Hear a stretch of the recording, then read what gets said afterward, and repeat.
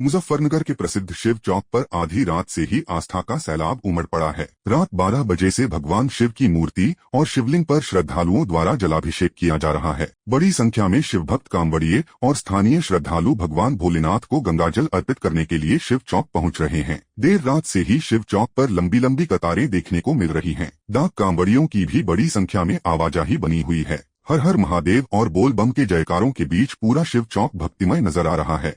शिव चौक के पुजारी विकास भारद्वाज ने बताया कि शिवरात्रि का भगवान शिव की आराधना में विशेष महत्व है। इस दिन श्रद्धालु भगवान शिव का जलाभिषेक करते हैं, बेलपत्र चढ़ाते हैं और अपनी मनोकामनाओं की पूर्ति के लिए प्रार्थना करते हैं। पुजारी विकास भारद्वाज ने कांवड़ यात्रा की धार्मिक परंपरा का उल्लेख करते हुए बताया कि मान्यता के अनुसार पहली कांवड़ भगवान परशुराम द्वारा लाई गई थी और भगवान शिव ने उनकी मनोकामना पूरी की थी। उन्होंने बताया कि शिव चौक पर कांवड़ियों और श्रद्धालुओं के लिए जरूरी सुविधाओं की व्यवस्था की गई है। अब तक करोड़ों की संख्या में शिव भक्त यहां से गुजर चुके हैं और प्रशासन की ओर से भी सुरक्षा एवं व्यवस्था में लगातार सहयोग किया जा रहा है। फिलहाल शिव चौक पर जलाभिषेक का सिलसिला लगातार जारी है और देर रात से लेकर सुबह तक श्रद्धालुओं की आस्था और भक्ति का अद्भुत नजारा देखने को मिल रहा है।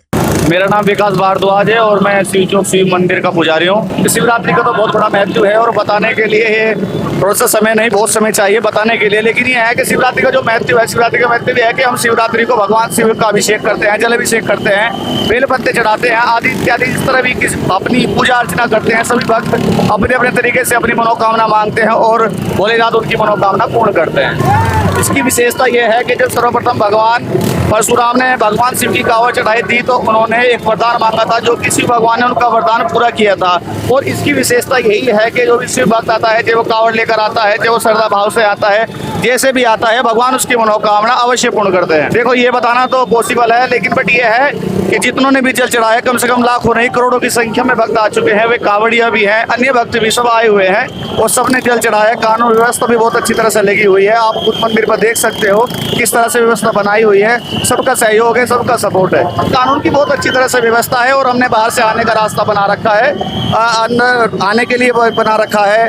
दोनों रास्ते बना रखे हैं इसलिए कि ज्यादा भीड़ मंदिर के अंदर ना हो, भक्तों को कोई परेशानी ना हो, कांवड़ियों को कोई परेशानी ना हो। शिव चौक की मान्यता यह है कि जो भी यहाँ पे भक्त आता है वो जिस तरह से भी आता है, सच्चे मन से आता है, उसकी भगवान मनोकामना अवश्य पूर्ण करते हैं।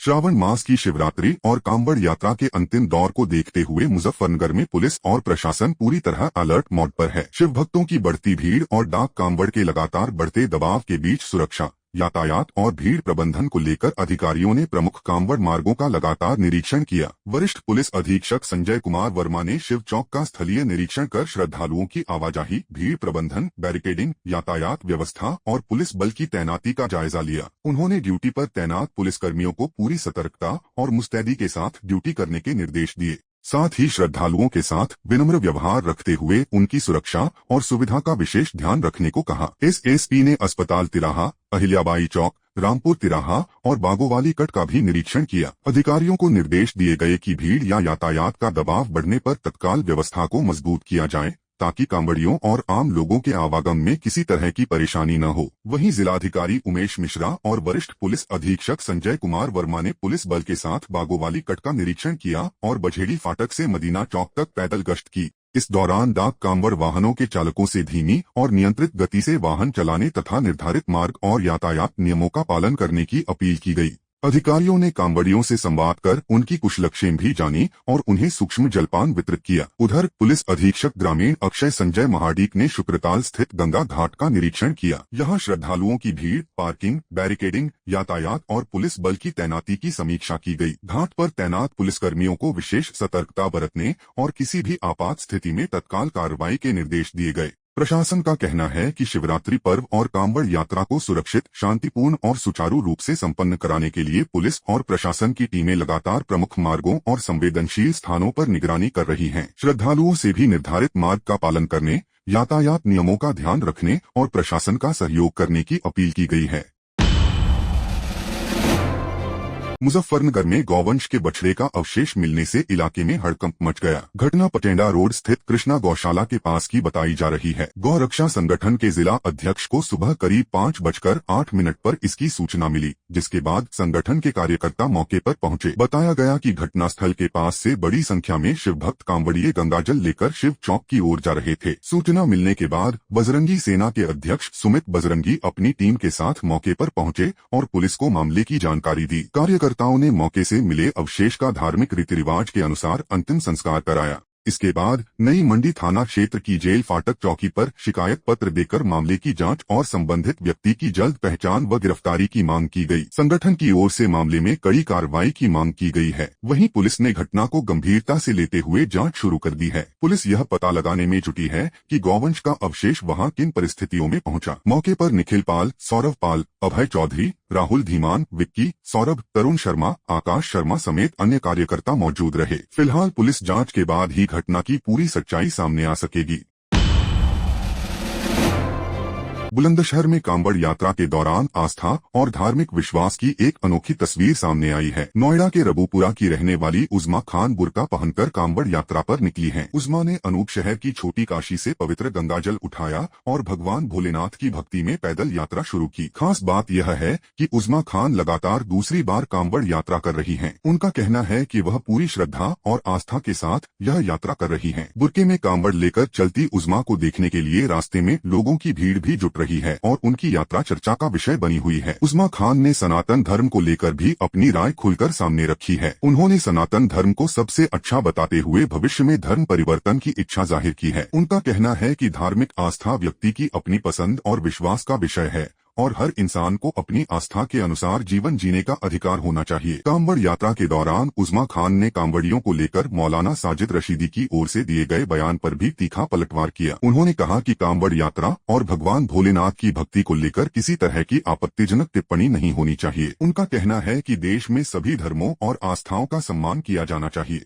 उज़्मा की यह दूसरी कांवड़ यात्रा होने के चलते उनका अनुभव भी चर्चा में है। अनूप शहर की छोटी काशी से गंगाजल लेकर शुरू हुई यह पैदल यात्रा अब अपने गंतव्य की ओर आगे बढ़ रही है। फिलहाल बुलंदशहर में कांवड़ यात्रा जारी है और उज़्मा खान की यह अनोखी यात्रा लोगों के बीच चर्चा का विषय बनी हुई है। आस्था, व्यक्तिगत विश्वास और धार्मिक स्वतंत्रता से जुड़ा उनका बयान भी सोशल मीडिया पर सुर्खियां बटोर रहा है। इतनी इज्जत देते हैं, देखो सनातन धर्म में बहुत ज्यादा इज्जत देते हैं। बेटी को सभी को इतनी इज्जत देते हैं, बहुत ज्यादा। और देखो मोमडन में क्या होता है, इज्जत नहीं देते बिल्कुल भी। बेटी को बेटी नहीं समझते, जिस घर में बैठते हैं उसमें चेत करते हैं, सबको गलत निगाह से देखते हैं। बस ये है गलत निगाह से देखना, ना चाचा की छोड़ते ना ही किसी की छोड़ती, बस सबको गलत निगाह से। देखो बहुत फर्क है हमारे सनातन धर्म में और देखो मोमडन में, बहुत ज्यादा फर्क है।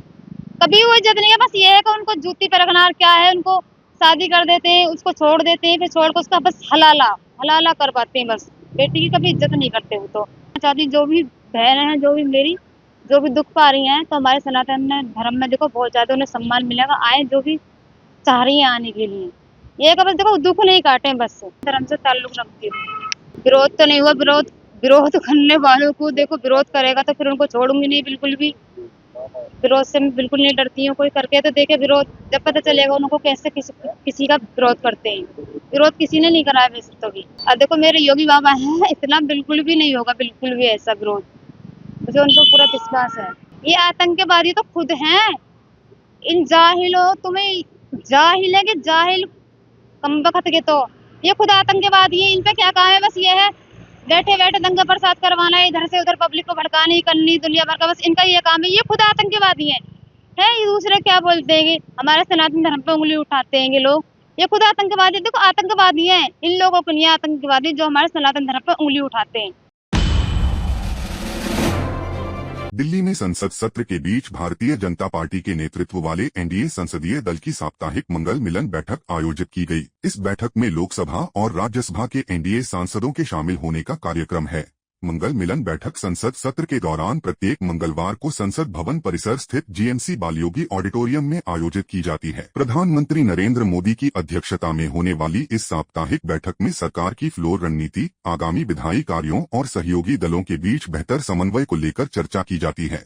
आज की बैठक में प्रधानमंत्री नरेंद्र मोदी के साथ केंद्रीय गृह मंत्री अमित शाह और बीजेपी के राष्ट्रीय अध्यक्ष नितिन नवीन भी मौजूद हैं। बैठक के दौरान संसद में सरकार की रणनीति और महत्वपूर्ण विधेयकों को लेकर एनडीए सांसदों के साथ विचार विमर्श किया जा रहा है। संसद के मौजूदा सत्र को देखते हुए यह बैठक सत्ता पक्ष के लिए अहम मानी जा रही है, जहां सरकार और एनडीए के घटक दल आगे की रणनीति पर मिलकर चर्चा कर रहे हैं। दिल्ली में संसद के मॉनसून सत्र के बीच एनडीए सांसदों ने विपक्ष के खिलाफ मकर द्वार तक मार्च निकाला। इस दौरान सांसदों ने राहुल गांधी पर संसद की कार्यवाही बाधित करने का आरोप लगाया। बीजेपी सांसद अनुराग ठाकुर और कंगना रनौत ने झारखंड में छात्रों पर हुए कथित लाठीचार्ज का मुद्दा उठाते हुए सवाल किया कि राहुल गांधी इस मामले पर चुप क्यों हैं। एनडीए सांसदों ने कहा कि राहुल गांधी को छात्रों से जुड़े इस मुद्दे पर जवाब देना चाहिए। झारखंड में जो बच्चों पर हिंसा हो रही है, झारखंड के लिए पर क्यों नहीं बोलते? आपको राहुल गांधी से पूछना चाहिए। ये राहुल गांधी जी पहले ये जवाब दें कि झारखंड में जिस तरह से छात्रों के साथ अत्याचार किया जा रहा है, उनकी मांगे नहीं मानी जा रही है, देर रात्रि उन पर लाठियां बरसाई जा रही हैं, उन पे इस तरह से अत्याचार किया जा रहा है, इसका जवाब कौन देगा? राहुल गांधी जी के लिए कांग्रेस शासित राज्य अलग दिखते हैं, कांग्रेस समर्थक शासित राज्य अलग दिखते हैं, लेकिन दिल्ली में जब युवाओं की आवाज़ उठाते हैं तब उनके सोच के ऊपर प्रश्नचिन्ह खड़ा होता है कि गृह मंत्री तो जवाब देने के लिए तैयार हैं, लेकिन अब दूसरा बहाना बनाकर भाग रहे हैं। उनको जवाब चाहिए ही नहीं, उनको केवल सुर्खियों में बने रहना है। झूठ की दुकान राहुल गांधी जी और कांग्रेस पार्टी है, अनाप शनाप बयानबाजी करते हैं और झारखंड में न केवल युवाओं के साथ न्याय हो, बल्कि जो लोग दोषी हैं उनके खिलाफ कड़ी कार्रवाई भी हो। प्रयागराज में स्वतंत्रता दिवस से पहले देशभक्ति का उत्साह देखने को मिल रहा है। प्रधानमंत्री नरेंद्र मोदी की अपील पर 9 अगस्त से 17 अगस्त तक देश भर में हर घर तिरंगा अभियान चलाया जा रहा है। इसी कड़ी में संगम नगरी प्रयागराज में मंगलवार को भव्य तिरंगा यात्रा निकाली गई। सिविल डिफेंस, स्काउट गाइड और होमगार्ड विभाग की ओर से संस्कृति विभाग के तत्वावधान में आयोजित इस यात्रा में बड़ी संख्या में लोगों ने हिस्सा लिया। हाथों में तिरंगा लेकर निकले लोगों ने राष्ट्र के प्रति सम्मान और देशभक्ति का संदेश दिया। यात्रा के दौरान पूरा माहौल देशभक्ति के रंग में रंगा नजर आया। आयोजकों का कहना है कि हर घर तिरंगा अभियान का उद्देश्य लोगों में राष्ट्रीय ध्वज के प्रति सम्मान और राष्ट्रभक्ति की भावना को मजबूत करना है। स्वतंत्रता दिवस से पहले प्रयागराज में तिरंगा यात्राओं और प्रभात फेरियों के जरिए लोगों को एकता और देश प्रेम का संदेश दिया जा रहा है। घर घर तिरंगे के कार्यक्रम के उपलक्ष्य में आज यहाँ पर मोटरसाइकिल रैली निकाली जा रही है। तो सुभाष चौक से लेकर के चंद्रशेखर आजाद पार्क से आप देख रहे हैं कि सैकड़ों की संख्या में लोग, सिविल डिफेंस के लोग, भारत स्काउट के लोग, पुलिस के, होमगार्ड के जवान अपनी रैलियां निकाल करके लोगों में भावना जागृत कर रहे हैं। और आप देख रहे हैं रैलियां शुरू हो गई हैं। भारत माता की। आज तिरंगा मोटरसाइकिल रैली है। यह माननीय प्रधानमंत्री के आह्वान से पूरे देश में जो है तिरंगा अभियान, हर घर तिरंगा अभियान आयोजित हो रहा है। इसमें उत्तर प्रदेश सरकार के माननीय मुख्यमंत्री की प्रेरणा से हमारे पूरे प्रयागराज में जो है विभिन्न प्रकार की रैलियां आयोजित हो रही हैं, जिसमें मोटरसाइकिल रैली, तिरंगा साइकिल रैली और पैदल रैलियां आयोजित हो रही हैं। आज नेताजी सुभाष चंद्र चौराहे से ये मोटरसाइकिल रैली जो है यहाँ से निकलकर चंद्रशेखर आजाद शहीद स्मारक पर तक जाएगी और वहाँ चंद्रशेखर आजाद जी को नमन करते हुए ये रैली समाप्त होगी। इसी के तहत बहुत सारे सांस्कृतिक कार्यक्रम भी आयोजित हो रहे हैं। संस्कृत विभाग द्वारा जो है जिला प्रशासन के सहयोग से सांस्कृतिक कार्यक्रम कॉन्सर्ट आयोजित हो रहा है, जो प्रतिदिन 9 अगस्त से लेकर 16 अगस्त तक जो है चंद्रशेखर आजाद पार्क में आयोजित हो रहा है। और इसी के साथ बहुत सारे जो प्रोग्राम यहाँ जो है देशभक्त पर आधारित आयोजित किए जा रहे हैं। रांची में जेपीएससी और जेएसएससी परीक्षा को लेकर छात्रों का आंदोलन अब और उग्र होता नजर आ रहा है। अपनी मांगों को लेकर बड़ी संख्या में जेपीएससी जेएसएससी उम्मीदवारों ने विधानसभा घेराव मार्च शुरू किया और विधानसभा की ओर बढ़ने लगे। प्रदर्शनकारी छात्रों को रोकने के लिए पुलिस ने पहले बैरिकेडिंग की। रास्ते में कंटीले तारों वाली बैरिकेडिंग भी लगाई गई थी, लेकिन छात्रों ने इसे तोड़ दिया और आगे बढ़ने लगे। इसके बाद मौके पर स्थिति तनावपूर्ण हो गई। प्रदर्शनकारियों को तितर-बितर करने के लिए पुलिस ने वाटर कैनन का इस्तेमाल किया। इसके बावजूद छात्र पीछे हटने को तैयार नहीं हुए और विधानसभा की ओर मार्च जारी रखा। इसी दौरान पुलिस की ओर से लाठीचार्ज किए जाने की भी जानकारी सामने आई है। बताया जा रहा है कि लाठीचार्ज में एक छात्र के सिर में चोट लगी, जिसके बाद मौके पर अफरा-तफरी का माहौल बन गया। छात्रों का कहना है कि वे अपनी मांगों को लेकर लंबे समय से आंदोलन कर रहे हैं और अब सरकार तक अपनी आवाज पहुंचाने के लिए विधानसभा घेराव कर रहे हैं। वहीं पुलिस और प्रशासन की ओर से प्रदर्शनकारियों को रोकने और कानून व्यवस्था बनाए रखने का प्रयास किया जा रहा है। फिलहाल विधानसभा के आसपास सुरक्षा व्यवस्था कड़ी कर दी गई है। पुलिस बल तैनात है और पूरे घटनाक्रम पर लगातार नजर रखी जा रही है। जेपीएससी उम्मीदवारों का यह आंदोलन आने वाले समय में किस दिशा में जाता है, इस पर सभी की नजर बनी हुई है। ये उम्मीद नहीं थी झारखंड सरकार से, झारखंड पुलिस से। हम लोग झारखंड जिंदाबाद का नारा लगा रहे थे, झारखंड सरकार की जय जयकार कर रहे थे, झारखंड पुलिस जिंदाबाद बोल रहे थे, लेकिन झारखंड पुलिस ऐसा करेगी ये उम्मीद नहीं थी।